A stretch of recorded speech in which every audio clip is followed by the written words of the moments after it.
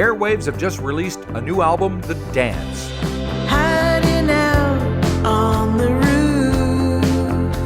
roof. We find Nicole Schneit not on the roof, but at home in Queens, ready to tell us why it took 3 years to do The Dance. Don't you cry now, don't you cry.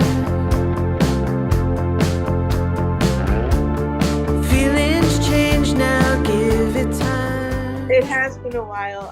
I'm feeling good about it. It's crazy because it's been over 2 years, but now that it's creeping up, it feels like too soon. Right. And, yeah.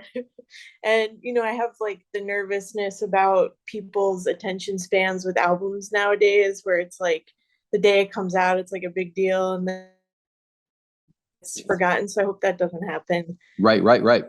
Yeah, well, I mean, there's a lot of stuff out there, and Exactly. everybody's battling for everybody's attention. So there you go. Yeah. So my understanding is that the title, The Dance, is named after some kind of New York City club that was briefly open and closed. How was that inspirational? Yes, that's right. Yeah.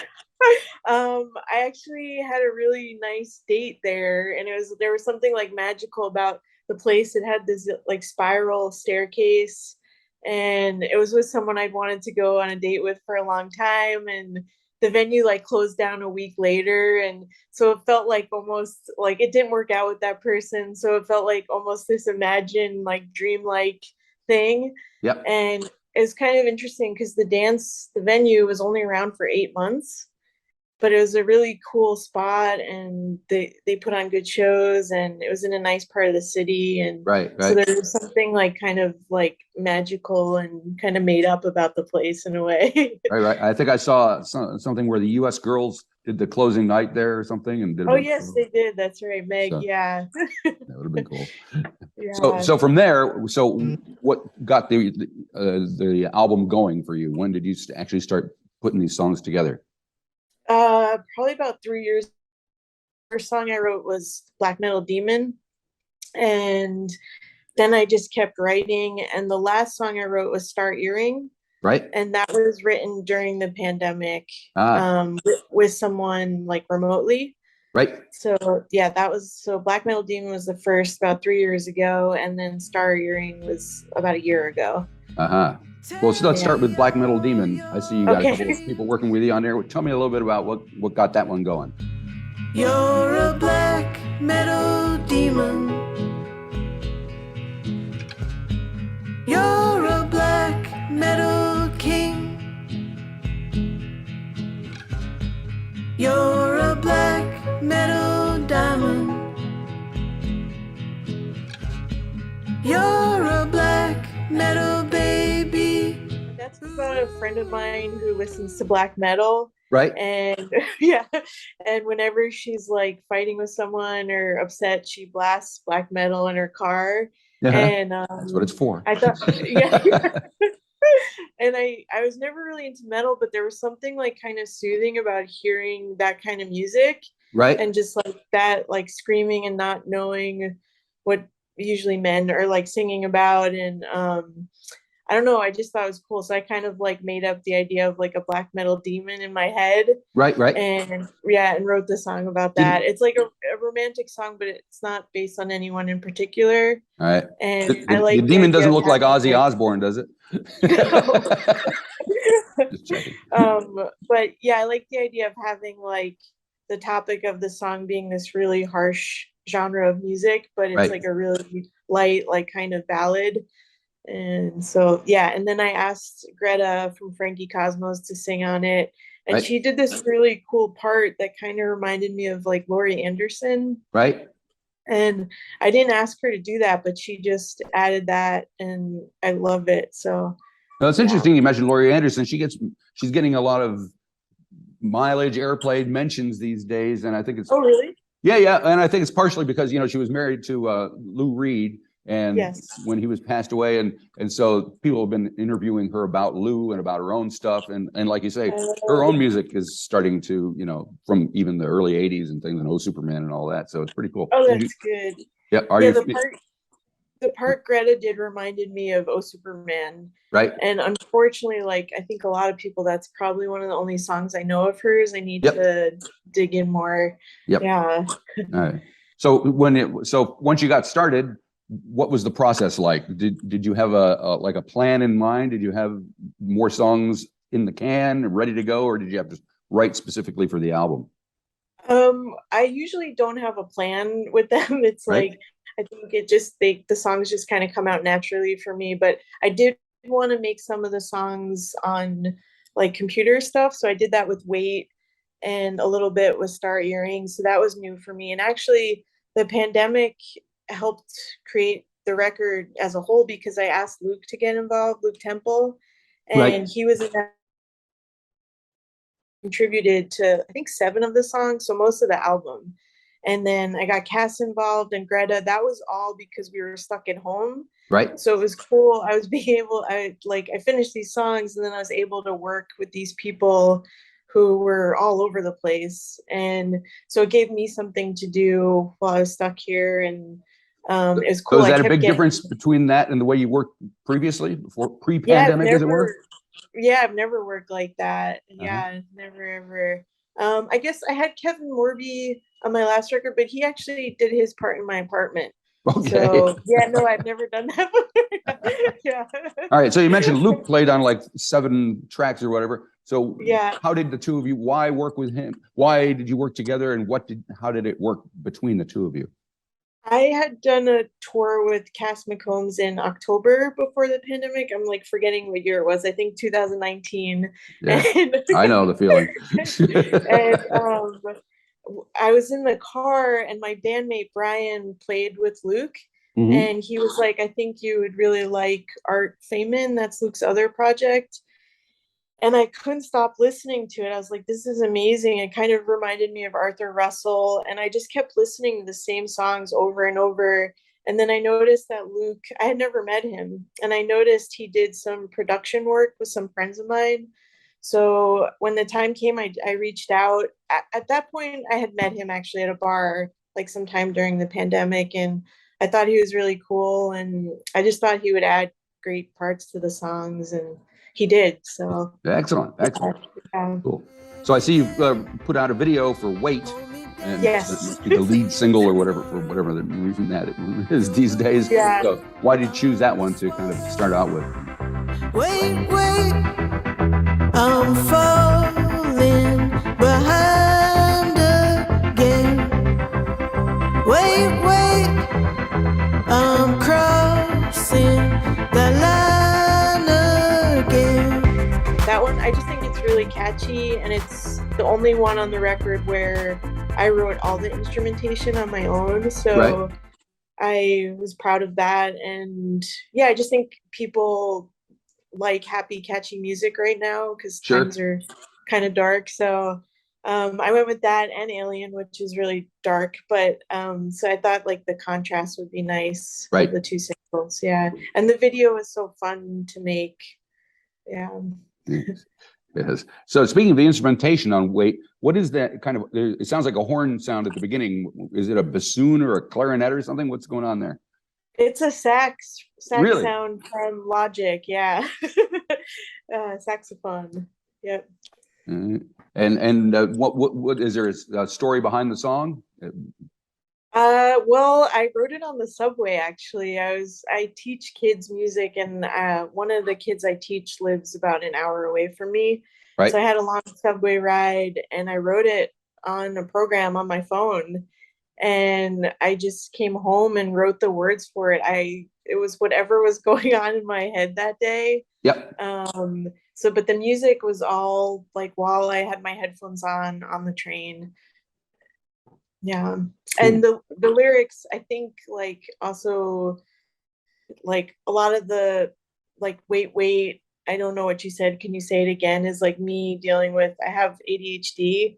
So just like attention issues and asking people to repeat sometimes. But Yeah. Yeah. I have to do that here in New Zealand, but it's only because I can't understand the way they speak. The Kiwi accent is a unique and beautiful thing. Have you ever been down here to this part of the world? No, I would love to come. I would love to play a show there. Yeah. Yeah, definitely. She should make the trip. So you mentioned Alien. With what can you tell me about that song? Because you said that was a little darker going on. We take turns at night to make sure we're safe inside. I raise my arm to the light. You hold my chest like a lion. Yeah, it is kind of dark. Well, it's cool. Brian, who plays bass, added there's like a bow on the bass. Yep. So it sounds like a violin, but it's Right. actually him playing the bass with the bow. An actual electric bass? Yeah, an electric bass. Oh, cool. Yeah. And it gave it such a cool sound. It sounds kind of like eerie, but the song itself is about like feeling safe with someone and protected. And I kind of just pictured like being in a dark like cabin. Yep. And like protecting each other. And then a lot of the kids I work with say "Go Off King." It's like I don't know if you guys use that down there. What is it's it? Like teenagers say they say "Go Off King." Nope, I haven't heard that one. So that's the chorus. I say like "Go Off King," and it kind of means like go off with your bad self. Right. Okay. Yeah, so a lot of kids I work with say that. So I thought it'd be cool I like that saying "Go Off King," so I put it in the song too. Well, I'm glad I know. I'm coming back to the States next month. If somebody says it to me now, Now I know you'll what the know. heck they're talking about. Yeah. Won't be offended. Yeah. And I see you just ended the album with a little like 48-second snippet of a thing called Peer. Yes. Sound like a home Yeah. recording thing. What's that all about? Thought that I would forget you, but I'm traveling back in time. Where are you when you need it? Where'd you come from with your shine? That is actually about a friend that I had a falling out with, sadly, but there was a friend of like 20 years and now we're cool, but it's about that friendship. And Right. I just wrote it and I liked that the TV was playing in the background or something was like coming out of my amp. I don't know what made it sound like that, but it felt Right. kind of cinematic. So I left it. Very good. Very good. Yeah. So you're going to do some shows soon? I just did some shows. I was on tour for a week. I got back about a week ago, and my record release is September 15th. Right. So how did the Yes. shows go? What kind of, are you solo? Do you have a band with you? What's happening there? I did that tour solo with backing tracks, Right. and it went really well. Just because of the money situation and COVID cases are on the rise again. So Yep. I thought taking 4 other people would be risky.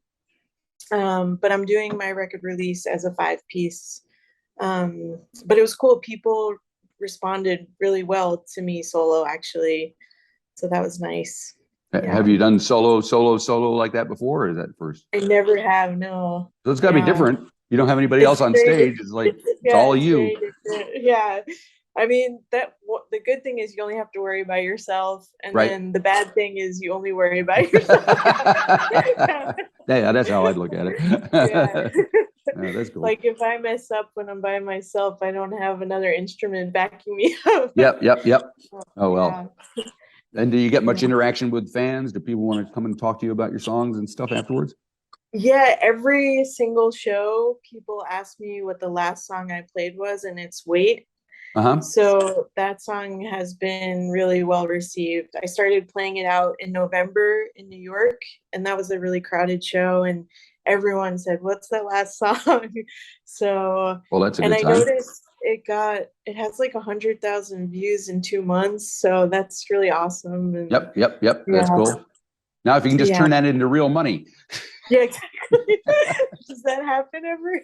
I don't think so. It's very sad. Oh, one song I did want to talk about was the dance itself, because it Okay. had kind of a 50s doo-wop vibe. I love Yes. music from the 1950s and vocal groups and all that, and it kind of Cool. stuck in my head. I was wondering what you enlightened me about there. Bongo songs at the dance. Will this be a fallen romance?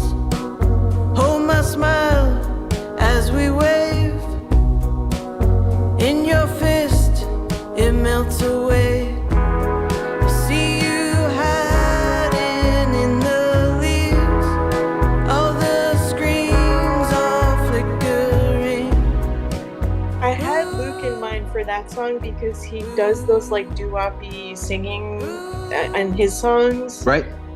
So I had him in mind for that. And yeah, some of the lines in that song are about the venue. Right. Like I say, will this be a fallen romance? And, you know, it was someone I liked for a long time. And Right. then it was just like a magical night. And then also bringing in the kids again, like I say, wild patience in the line, kids screaming, it's their turn to try. So sometimes I incorporate like my teaching job with like people I'm around. And yeah, I love that Luke added the vocals in the back are perfect for it. It gives it that 50s vibe. Yeah. It's cool Yeah. that you're working with these kids, because that obviously kind of keeps you in touch with what the youth are thinking about and talking about, right? Yeah, that's true. Not that you're not young. I mean, I'm 1,000 years old, so Well, no, everybody's it young does to me. keep me on top of like knowing what's going on. But also, one of my favorite records ever is Knock Knock by Smog. Do you know that record? I don't know that one. I know Smog, but Okay. That's Bill Callahan, right? Yes, Yeah. correct. And that whole album, or on 3 or 4 songs, he has kids singing in the back. Uh-huh. And I was sort of picturing that kind of singing, and Luke ended up doing something very similar. So I was thinking of those songs when I wrote that too. Very cool. Very cool. All righty. Well, it sounds like it's all happening. Thank you very much for spending time with me. It's been a real pleasure talking to you and listening to the record. Hope everything goes well. And Thank you. Come on down here if you get a chance. So I would love to. I'll keep in touch about that. All right, great. All right, Have a good thanks, day. Marty. You Bye-bye. too. Bye-bye.